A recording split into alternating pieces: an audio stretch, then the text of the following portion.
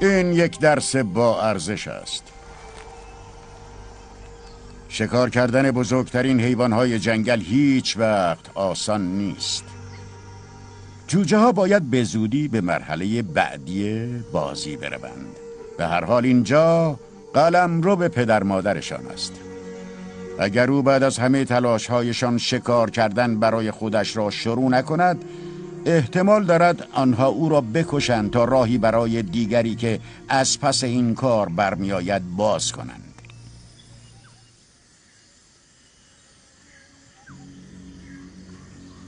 در حالی که بیشتر شکارچیان جنگل به تنهایی شکار می کنند، بعضی از آنها گروهی کار می کنند.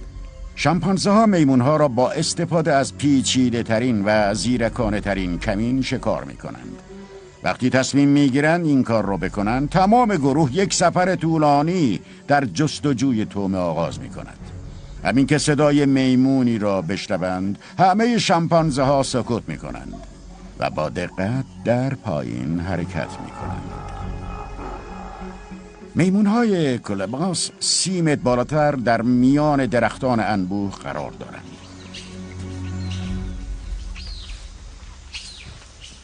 تقریباً برای یک شامپانزه تنها غیر ممکن است که بتواند در این جنگل یک میمون را بگیرد.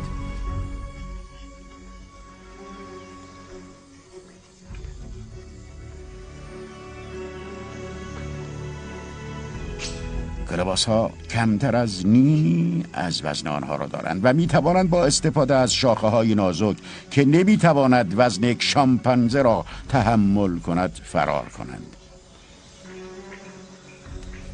شامپانزه ها باید با یکدیگر همکاری کنند تا تله بگذارند. موفق ترین شکارچی راههای فرار ممکن به کولوباس را ارزیابی می کند و بدون سر و صدا در جنگل به جلو حرکت می کند. یک محل کمین عالی انتخاب می کند و درست در زیر شاخه های کولوباس ها مخفی می شود.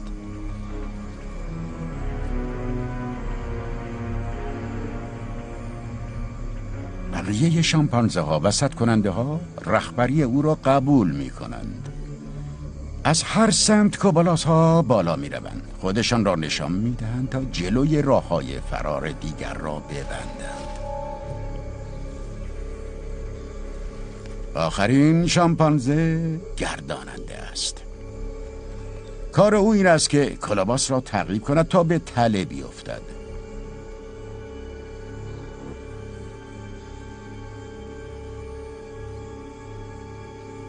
وقتی که همگی سر جای خود قرار بگیرند، او حمله را آغاز می کند.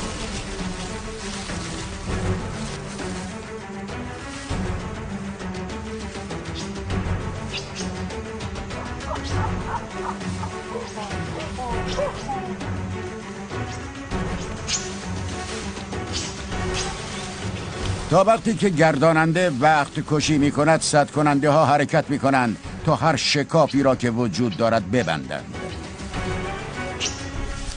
میمون ها به طرف تله فرار می کنند.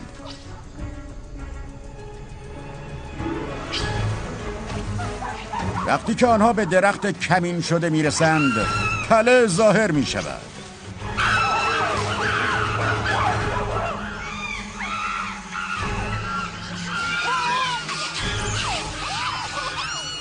کولوباس را به سمت زمین می کشند.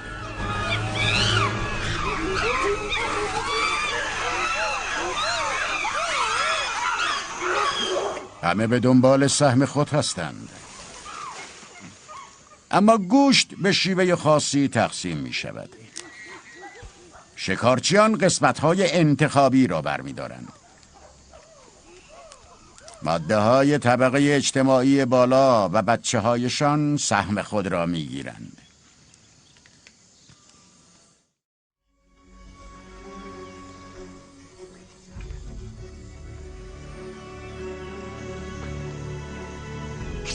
کولوباس ها کمتر از نیمی از وزن آنها را دارند و می توانند با استفاده از شاخه های نازک که نمی تواند وزن یک شامپانزه را تحمل کند فرار کنند. شامپانزه ها باید با یکدیگر همکاری کنند تا تله بگذارند. موفق ترین شکارچی راههای فرار ممکن به کلاباس را ارزیابی می کند و بدون سر و صدا در جنگل به جلو حرکت می کند. یک محل کمین عالی انتخاب می کند و درست در زیر شاخه های کلاباس ها مخفی می شود.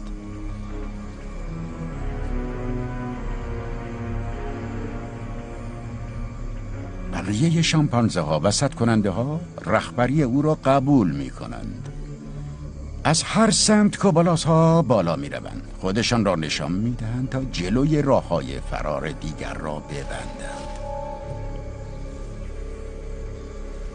آخرین شامپانزه گرداننده است. کار او این است که کلاباس را تعقیب کند تا به تله بیفتد.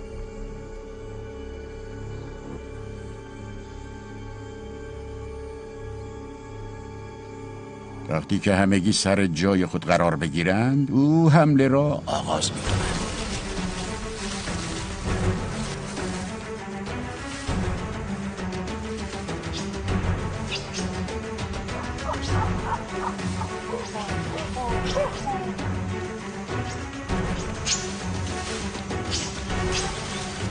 تا وقتی که گرداننده وقت کشی می کند، صد کننده ها حرکت